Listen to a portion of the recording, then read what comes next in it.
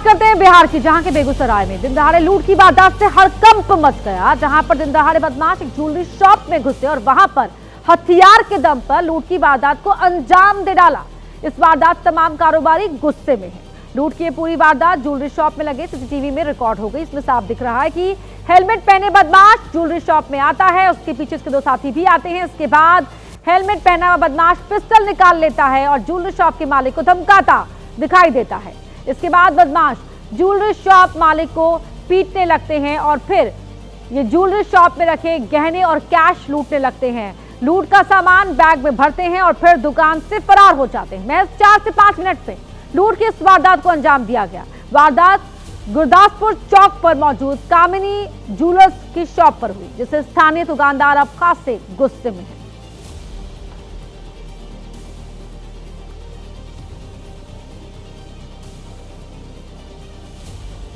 महाराष्ट्र के छत्रपति संभाजीनगर में एक शादी समारोह के दौरान चोर ने सबके सामने ही पर्स उड़ा लिया। वारदात का सीसीटीवी फुटेज भी सामने आया है।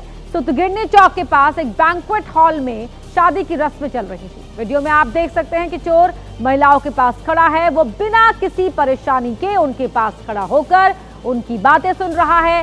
चोर ने जैसे ही मौका देखा, सबसे पहले वो बैग के पास धीरे धीरे पहुंच गया।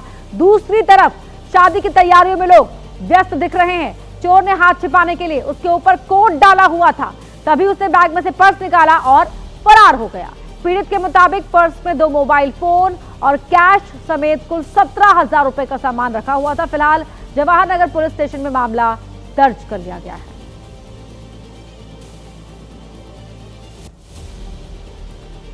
लखनऊ के पेपर मिल कॉलोनी में एक दुकान में आग लगने से लाखों का माल जलकर खाक हो गया। ये दुकान काफी दिन से बंद थी। स्थानीय लोगों ने जब दुकान से चिंगारी निकलती हुई देखी तो फायर ब्रिगेड को सूचना दी। आग तेजी से भड़की और पूरी दुकान को अपनी चपेट में ले लिया। वीडियो में आप देख सकते हैं दुकान के अंदर आग लगी हुई है। दुकान की दीवार भी इस हादसे में गिर गई। स्थानीय लोगों की मदद से फायर ब्रिगेड ने आग पर काबू पाया, लेकिन दुकान में जितना सामान रखा हुआ था वो सब आग की भेंट चढ़ गया।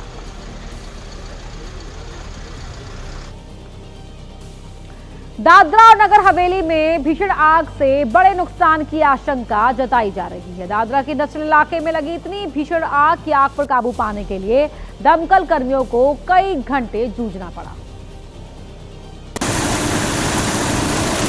आग पर एक साथ गिरती पानी की कई तेज और ऊंची धारें भी भीषण आग के सामने बौनी साबित हो रही थी। फैक्ट्री में सब कुछ आग की लपटों से घिरा हुआ था। बचे इलाके को तेजी से फैलती आग अपने चपेट में लेती जा रही थी। जिधर देखिए उधर सिर्फ आग की ऊंची लपटें थी। लपटों के बीच में बिल्डिंग कहीं गायब सी हो गई थी और हर खिड़की दरवाजे से आग के शोले निकल रहे थे। पूरी फैक्ट्री जल रही थी। एक तरफ आग थोड़ी सी काबू में आती, पानी के पाइप का रुख दूसरी तरफ घूमता कि आग फिर से भड़क जाती। पानी की तेज और ऊंची धार भी आसमान छूने की कोशिश कर रही लपटों के सामने बौनी सी थी। कई घंटों की कोशिशों के बाद एक तरफ आग थोड़ी धीमी हुई, लपटें थोड़ी सी कम हुई, लेकिन आग की भयावहता जमीन पर फैले पानी और ऊंची लपटों में दिखाई दे रही थी। अंदाजा लगाना मुश्किल नहीं था कि आग ने सब कुछ खाक कर दिया है। और बड़ी खबर का रुख कर रहे हैं घुसपैठियों को लेकर। यूपी एटीएस सक्रिय हो गई है। लखनऊ में अवैध रूप से रह रहे लोगों पर नजर। यूपी एटीएस ने नगर निगम से सफाई कर्मियों का ब्यौरा मांगा है। सफाई कर्मियों का ब्यौरा मांगा गया है, खासतौर पर वो सफाई कर्मी जो स्वच्छता अभियान से जुड़े हुए हैं। ये बड़ी खबर आपको बता रहे हैं। घुसपैठियों को लेकर यूपी एटीएस सक्रिय है और लखनऊ में जो लोग अवैध रूप से रह रहे हैं उन पर नजर रखने के लिए ये बैठक, ये ब्यौरा मांगा गया है। देश के कई राज्यों में इन दिनों कड़ाके की ठंड पड़ रही है। इसके साथ ही कई राज्यों में कोहरे का भी प्रकोप देखने को मिल रहा है। तमिलनाडु के कृष्णगिरी में भारी कोहरे की वजह से सड़कों पर रफ्तार धीमी हो गई है। उथंगराई और आसपास के इलाकों, जिसमें पोचमपल्ली, माथुर और संबल पट्टी शामिल है, यहां पर गाड़ियों को हेडलाइट जलाकर चलाना पड़ रहा है। सड़कों पर रफ्तार धीमी हो गई है।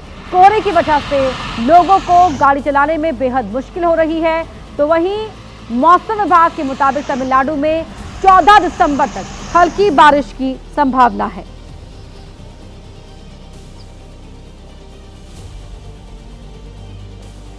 और इस वक्त की बड़ी खबर आपको बता रहे हैं, बस थोड़ी ही देर में एनडीए की संसदीय दल की बैठक होने जा रही है।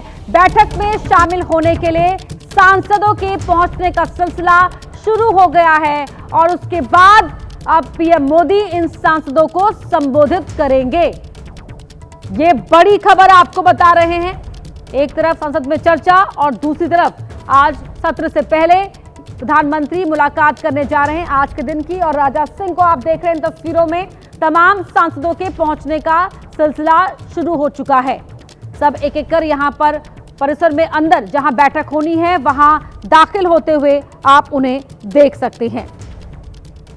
ये बैठक संसद पुस्तकालय भवन पीएलबी के जीएमसी बालयोगी सभागार में होगी और इस बैठक में एनडीए के सभी मेंबर, चाहे वो लोकसभा के हों, राज्यसभा के हों, सभी को मौजूद रहने के निर्देश दिए गए हैं। ये बड़ी खबर आपको बता रहे हैं और देखिए एक एक कर यहां पर सभी सांसद पहुंच रहे हैं और पीएम मोदी इन सांसदों को संबोधित भी करने जा रहे हैं। बस कुछ ही देर बाद प्रधानमंत्री मोदी सांसदों को संबोधित करेंगे। और आज जहां एक तरफ एसआईआर को लेकर भी, चुनाव सुधार को लेकर भी चर्चा होगी, तो वहीं इस सियासी गर्मागर्मी के बीच में यहां आप देख रहे हैं एनडीए सांसदों के पहुंचने का सिलसिला जारी है। चाहे फिर वो लोकसभा के सांसद हो, राज्यसभा के सांसद हो, सभी को यहां पर पहुंचने के, मौजूद रहने के निर्देश दिए गए हैं, जिसमें पीएम मोदी उन्हें संबोधित करेंगे। पवन गौड़ हमारे सहयोगी फोन लाइन पर जुड़ रहे। पवन, अभी की हलचल क्या है वहां? देखिए अपर्णा, तकरीबन सारे जो नेता हैं एनडीए के, चाहे वो गृह मंत्री अमित शाह की बात करें, बीजेपी अध्यक्ष जेपी नड्डा की बात करें, संजय झा की बात करें, जेडीयू के कार्यकारी अध्यक्ष, तमाम जो सांसद हैं वो यहाँ जो संसद भवन परिसर में जो लाइब्रेरी बिल्डिंग है वहाँ पहुंच चुके हैं। उससे थोड़ी देर के अंदर बस प्रधानमंत्री नरेंद्र मोदी का इंतजार है। थोड़ी देर के अंदर प्रधानमंत्री नरेंद्र मोदी पहुंचेंगे और जो एनडीए पार्लियामेंट्री पार्टी की बैठक है वो शुरू हो जाएगी।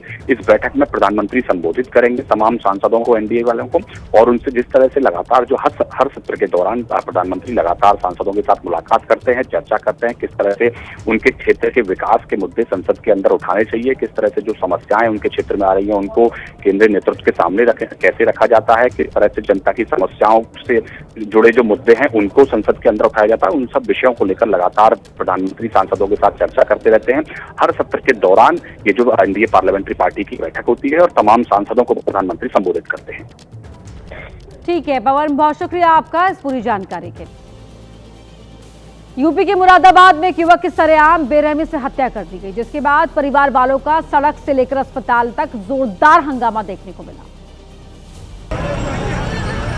सड़क पर मृतक का शव रखकर परिजनों ने जाम लगा दिया। मृतक की मां का रो रो कर बुरा हाल था।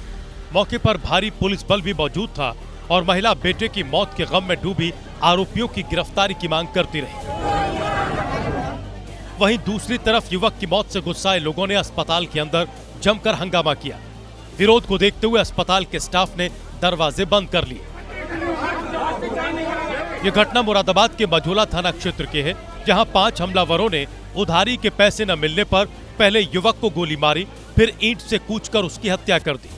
मृतक ग्रेजुएशन का छात्र था, साथ ही बिजली विभाग में संविदा पर नौकरी भी करता था। वहीं पुलिस इलाके में लगे सीसीटीवी की मदद से हमलावरों की पहचान में जुटी है। यूपी के मिर्जापुर में दिल दहला देने वाली एक घटना सामने आई। यहां धर्म परिवर्तन कर शादी करने का विरोध करने पर एक युवती का ब्लेड से गला रेत दिया। हमले से युवती बुरी तरह से घायल हो गई। अस्पताल में अभी भी उसकी हालत गंभीर बताई जा रही है। वहीं दूसरी तरफ पुलिस ने धर्म परिवर्तन के मामले में अब तक 9 लोगों को गिरफ्तार कर लिया है, लेकिन अभी भी मुख्य आरोपी पुलिस की पहुंच से दूर है, जिसके विरोध में शहर के कई इलाकों में लोगों में भारी गुस्सा है। हिंदू समुदाय के लोगों ने जगह जगह रैली कर घटना का विरोध किया है। आरोपी के पोस्टर और हाथों में मशाल लेकर लोगों ने आरोपी को फांसी दो के नारे भी लगाए। यह घटना बीती 5 दिसंबर की बताई जा रही है, जहां युवती ने धर्म परिवर्तन कर शादी से मना कर दिया तो घर में घुसकर उसके गले पर ब्लेड से हमला कर दिया गया। घटना को लेकर इलाके में तनाव का माहौल है।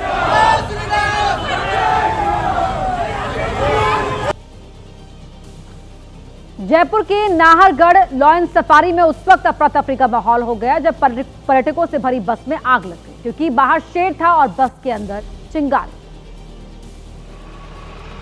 तस्वीरों में देखिए, जंगल में सफारी कराने वाली बस धू धू कर जलने लगी। देखते ही देखते पूरी बस को आग की लपटों ने अपने आगोश में ले लिया। लेकिन गनीमत रही कि इस हादसे में कोई जनहानि नहीं हुई। बता दें कि हादसे के वक्त बस में करीब 15 सैलानी सवार थे। और तस्वीरें आपको दिखा रहे हैं। प्रधानमंत्री मोदी जब पहुंचे एनडीए सांसदों की बैठक में हिस्सा लेने के लिए, आज इस सांसदों को संबोधित भी करेंगे प्रधानमंत्री नरेंद्र मोदी। और राजनाथ सिंह जब थोड़ी देर पहले पहुंचे थे, तमाम सांसदों को यहां पर इस बैठक में मौजूद रहने के निर्देश दिए गए हैं और एनडीए के सभी सांसदों को इस बैठक में मौजूद रहने के निर्देश दिए गए थे।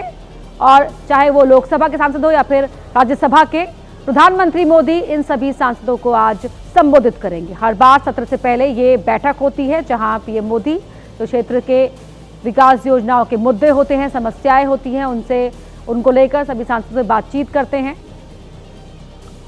और ये तस्वीर जब प्रधानमंत्री नरेंद्र मोदी पहुंचे संसद भवन के इस परिसर में जहां पर बैठक होनी है।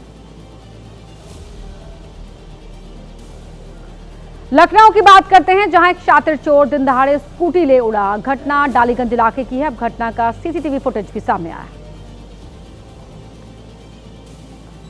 चोरी के सामने आए वीडियो में शातिर चोर इतना कॉन्फिडेंट दिखा कि कोई भी ये मान बैठे कि ये चोर नहीं बल्कि स्कूटी उसी की है और वो अपनी स्कूटी को ही लेकर जा रहा है।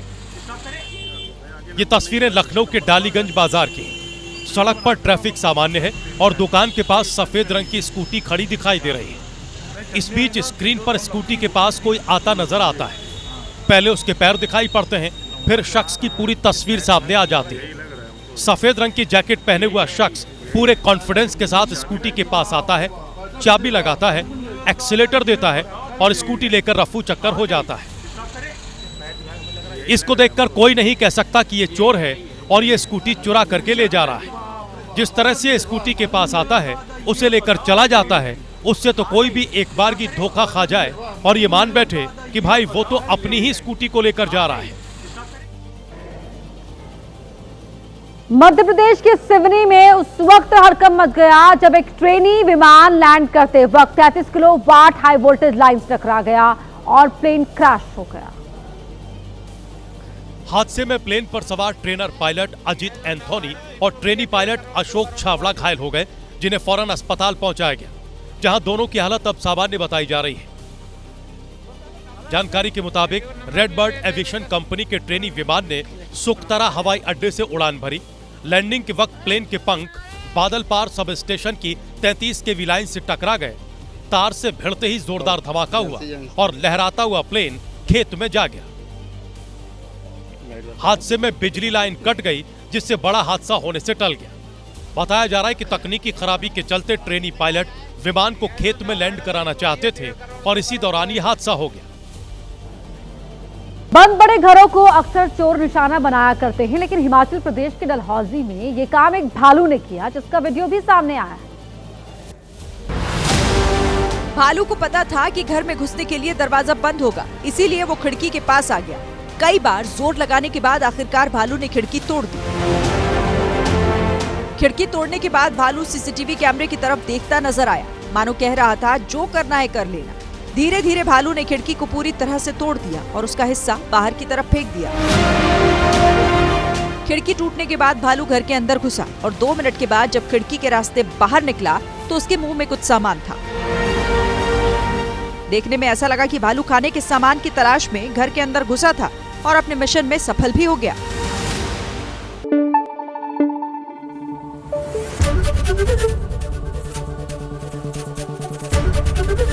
एबीपी न्यूज आपको रखे आगे।